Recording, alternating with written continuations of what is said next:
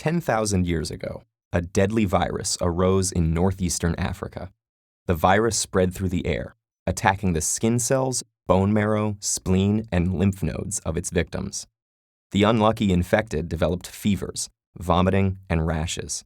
30% of infected people died during the second week of infection. Survivors bore scars and scabs for the rest of their lives.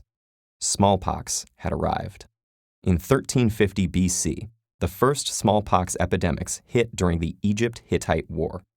Egyptian prisoners spread smallpox to the Hittites, which killed their king and devastated his civilization.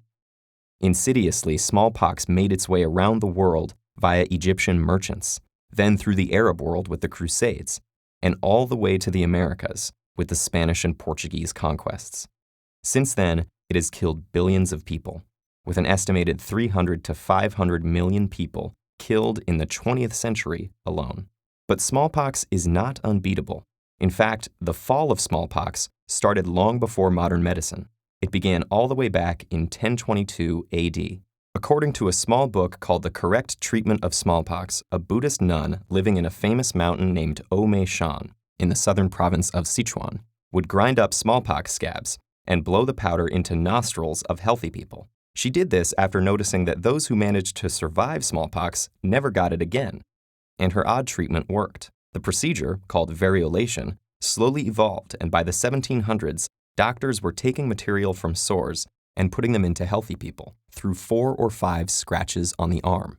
This worked pretty well, as inoculated people would not get reinfected, but it wasn't foolproof. Up to 3% of people would still die after being exposed to the pus. It wasn't until English physician Edward Jenner noticed something interesting about dairymaids that we got our modern solution. At age 13, while Jenner was apprenticed to a country surgeon and apothecary in Sodbury, near Bristol, he heard a dairymaid say, "I shall never have smallpox, for I have had cowpox. I shall never have an ugly pockmarked face." Cowpox is a skin disease that resembles smallpox and infects cows. Later on, as a physician, he realized that she was right. Women who got cowpox didn't develop the deadly smallpox.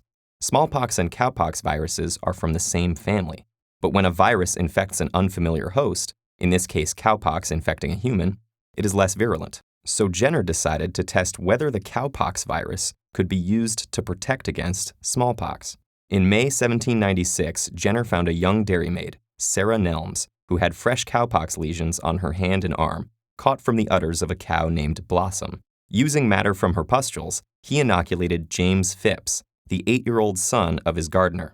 After a few days of fever and discomfort, the boy seemed to recover. 2 months later, Jenner inoculated the boy again, this time with matter from a fresh smallpox lesion.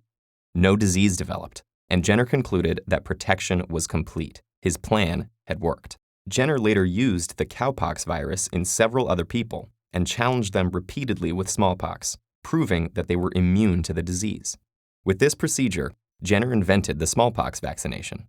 Unlike variolation, which used actual smallpox virus to try to protect people, vaccination used the far less dangerous cowpox virus.